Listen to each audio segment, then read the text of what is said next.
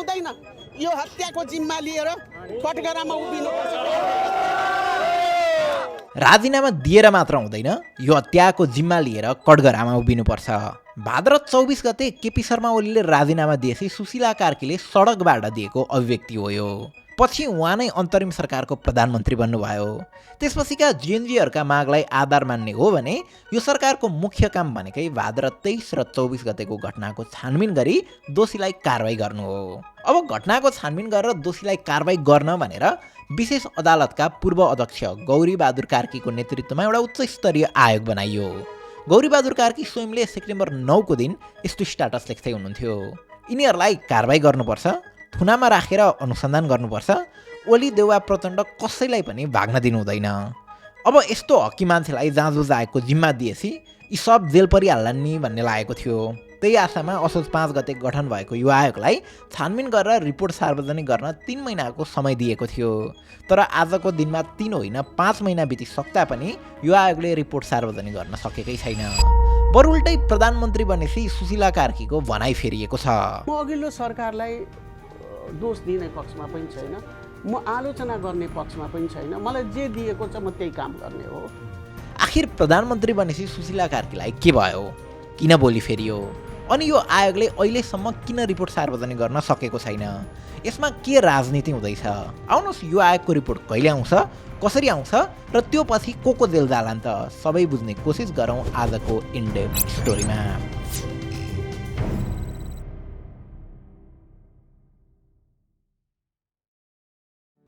अहिलेसम्म तपाईँले बुझ्नु भएको छैन भने सिम्पल भाषामा भन्नुपर्दा भाद्र 23 र 24 गतेको आन्दोलन एज अ होललाई नेपाल प्रहरीले अनुसन्धान गरिरहेको छैन। केही भिडियोजहरूको आधारमा प्रहरीले 24 गते सरकारी सम्पत्तिमा आगजनी गर्नेहरूलाई त हिरासतमा लिए पनि 23 र 24 को सबै घटनाको इन्भेस्टिगेसन गर्न एउटा डिफ्रेन्ट कमिटी बनाइएको छ, जाँचबुझ आयोग बनाइएको छ। 2026 सालमा जारी भएको जाँचबुझ आयोग ऐनमा सार्वजनिक महत्त्वको कुनै कुरामा जाँचबुझ गर्न सरकारले आयोग गठन गर्नुपर्ने आवश्यकता देखेमा जाँचबुझ आयोग गठन गर्न सक्ने व्यवस्था छ। खास गरी राजनीतिक परिवर्तनका घटनामा सरकार र रेगुलर बडिजहरूले इन्भेस्टिगेसन गर्न नसक्ने हुँदा अथवा उनीहरू बायस हुन सक्ने हुँदा यस्ता इन्डिपेन्डेन्ट आयोगहरू गठन गर्ने गरिन्छ। यसरी बनाइएका आयोगहरू यतिसम्म पावरफुल हुन्छन् कि तथ्य र प्रमाण सङ्कलन गरेर उनीहरूले कसैलाई कारबाहीको सिफारिस गर्न सक्छन् र सरकारले त्यो कार्यान्वयन गर्नुपर्ने हुन्छ। 2046 सालको जनआन्दोलनको जाँचबुझ गर्न कृष्णप्रसाद भट्टराई नेतृत्वको सरकारले तत्कालीन पूर्व न्यायाधीश जनार्दन लाल मल्लिकको नेतृत्वमा जाँचबुझ आयोग गठन गरेको थियो। यो आयोगलाई मल्लिक आयोगको नामले चिनिन्थ्यो। त्यस्तै 2062-63 सालको जनआन्दोलनको छानबिन गर्न सर्वोच्च अदालतका पूर्व न्यायाधीश कृष्णजङ रायमाझीको नेतृत्वमा अर्को आयोग बनाइएको थियो, जसलाई रायमाझी आयोग भनियो। अब यसरी नै यो पालि पनि जेएनजी आन्दोलनको छानबिन गर्न विशेष अदालतका पूर्व अध्यक्ष गौरीबहादुर कार्कीको नेतृत्वमा कार्की आयोग गठन भएको छ। गौरीबहादुर कार्कीसँग पहिला पनि यस्ता आयोगहरूमा बसेर काम गरेको अनुभव छ। उनले चिकित्सा शिक्षा अनियमितता जाँचबुझ आयोग, सहकारी जाँचबुझ आयोग, मिटर ब्याज छानबिन आयोग लगायतमा बसेर काम गरिसकेका छन्। अब उनी बाहेक यो आयोगमा पूर्व आइजिपी विज्ञानराज शर्मा र कानुनविद विश्वेश्वर भण्डारी पनि छन्। यसरी 3 सदस्यको यो छानबिन आयोगलाई 23 र 24 गतेको घटनाको अनुसन्धान गरेर दोषीलाई कारवाही सिफारिस गर्ने गरी असोज 5 गते 3 महिनाको समय तोकिएको थियो। अब सुरुवाती केही दिन त यो आयोगले जोडतोड दिने काम गर्यो। यही आयोगको सिफारिसमा नेपाल सरकारले जेएनजी आन्दोलनको समयमा प्रधानमन्त्री रहेका केपी शर्मा ओली, गृहमन्त्री रहेका रमेश लेखक लगायत 5 जनाको पासपोर्ट रोक्ने गरिदियो र इभन काठमाडौँभन्दा बाहिर ट्राभल पनि रोक लगाइदियो। जाँचबुझ आयोगको यो निर्णयपछि अब सबैलाई लागेको थियो कि यो आयोगले यिनीहरूलाई जेल नै हाल्छ भनेर। तर त्यसपछि भने यो आयोग डिफेन्सिभ मोडमा देखियो। लामो समयसम्म ओली र लेखकले नै यो आयोग समक्ष बयान दिनै मानेनन्। यता ओलीले त उल्टै आफ्नो सुरक्षाका निम्ति भन्दै विभिन्न फोर्सहरू गठन गराए र आफू बस्ने गुन्डु एरियामा समेत आफ्ना कार्यकर्ताहरू तैनात गराए। यसरी 3 महिनासम्म पनि आयोगले ओली लेखकसँग बयान लिन नसकेपछि पछि 1 महिना म्याद थपियो। यो अवधिमा रमेश लेखकले आफै आयोगमा गएर बयान दिए भने ओलीले चाहिँ धेरै हद्दरीपछि धेरै समयपछि लिखित रूपमा आफ्नो बयान पठाए। ओलीले आफ्नो बयान पठाएपछि भने यो आयोगले उनीहरूमाथि लगाएको प्रतिबन्ध फुकुवा गरिदियो र ओली आफ्नो गृह जिल्ला झापा जान पाए। यसरी सुरुमा यो आयोगको लागि 3 महिना समय तोकियो, त्यसपछि 1 महिनाको अवधि थपियो, त्यसपछि फेरि दोस्रो पटक म्याद थप्दै अर्को 20 दिन थपियो र रिसेन्टली तेस्रो पटक 25 दिन म्याद थपिएको छ। अब अझै 25 दिनमा थपिएको छ भनेपछि एउटा कुरा के क्लियर छ भने निर्वाचन अगाडि यो आएको रिपोर्ट नआउने प्रश्न छ। So what does that mean? यसको अर्थ सरकारले आफ्नो मुख्य प्राथमिकता भनेकै निर्वाचन बनाएको छ। निर्वाचन अगाडि यो रिपोर्ट आयो भने यसले नै निर्वाचन बिथोलिदिन्छ। कोही न कोहीलाई त पक्कै कारबाही सिफारिस गर्नु पर्यो, त्यसपछि प्रहरीले पक्राउ गर्नु पर्यो र त्यसको डिफेन्समा ती पार्टीका कार्यकर्ताहरू सडकमा आउँछन्। त्यही भएर जाँचबुझ आएको रिपोर्ट अहिले सार्वजनिक गर्यो भने निर्वाचन नै बिथोल्ने भएकाले यो रिस्क सरकारले अहिले लिन नखोजे जस्तो देखिन्छ। हुन त यो सरकारको मुख्य काम भनेको निर्वाचन गराउने भन्दा पनि घाइते र मृतक परिवारलाई न्याय दिनु र दोषीलाई कारबाही गर्नु थियो, तर सरकारले त्यसो गर्न सकेन। अन्तरिम सरकारले कसैलाई कारबाही गर्न खोज्ने हो भने स्थिति झन बिग्रिँदै जान्थ्यो र प्रोटेस्टको बदलामा एन्टी प्रोटेस्ट हुने सम्भावना थियो। नेकपा एमाले त आफूलाई सरकारले छुन मात्रै खोज्यो भने पनि त्यसको विरुद्धमा उत्रिन विभिन्न फन्डहरू गठन गरिसकेको थियो। लोकेसन ट्याग गर्दै जलाउँछौँसम्म पनि भन्ने खाले अभिव्यक्तिहरू आइरहेका थिए। तिम्रो बाउको हिम्मत छ भने केपी ओलीलाई छोएर देखाऊ, देशभरि आगो बल्नेछ, आगो बल्नेछ। जस्तो अवस्थामा पनि रात टाउकोमा रातो कफन बाँधेर सडकमा जहाँ भने त्यहीँनिर हामी लड्न पिड्न तयार।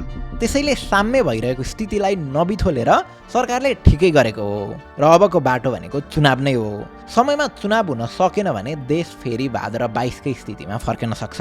भन्नुको अर्थ संसद पुनर्स्थापनाको सम्भावना बढ्छ। त्यसैले अहिलेको आवश्यकता चुनाव नै हो, किनकि यो चुनावले एउटा स्ट्रङ सरकार दिन सक्यो भने त्यसले नै भाद्र 23 र 24 गतेको घटनाको दोषीलाई कारबाही गर्छ।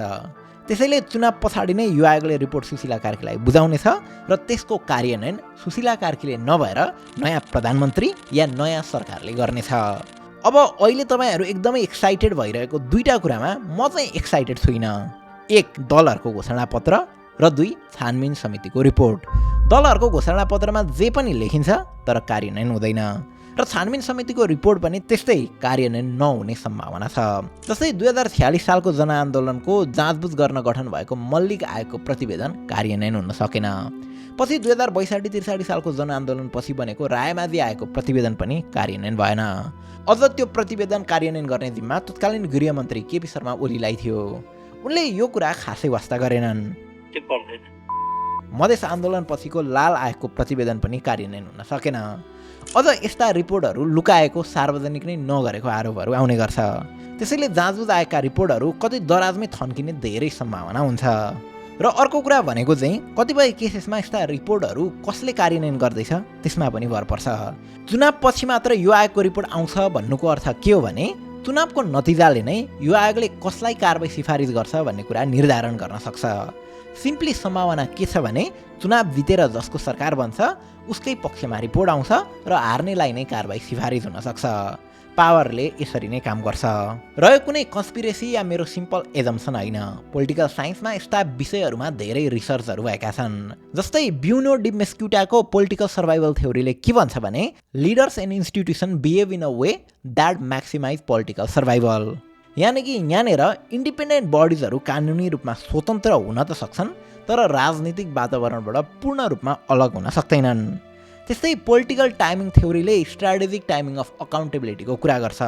राजनीतिमा के निर्णय लिने भन्ने मात्र महत्त्वपूर्ण हुँदैन, कहिले लिने भन्ने झन् महत्त्वपूर्ण हुन्छ।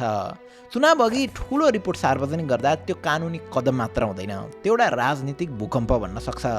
त्यसैले धेरै देशका संवेदनशील प्रतिवेदनहरू निर्वाचन पछि सार्वजनिक गरिने अभ्यास गरेको देखिन्छ।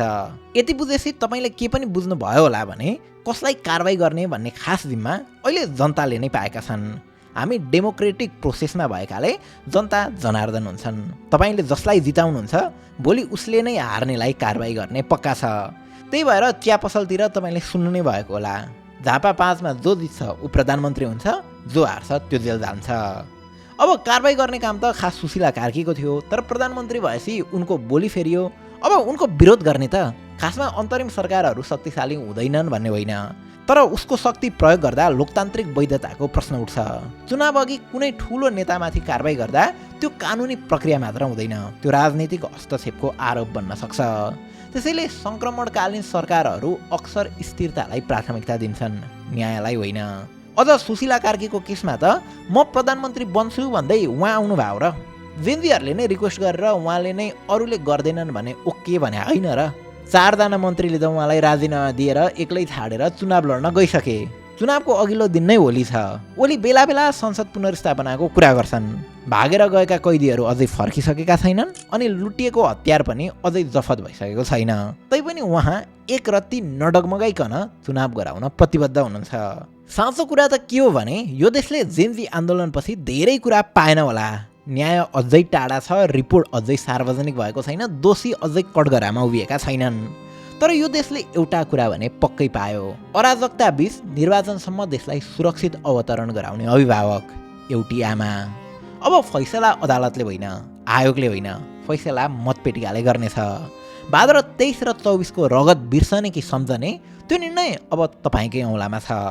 याद गर्नुहोला, यो केवल निर्वाचन होइन, जनमत सङ्ग्रह हो। हस्त, थ्याङ्क यू फर वाचिङ।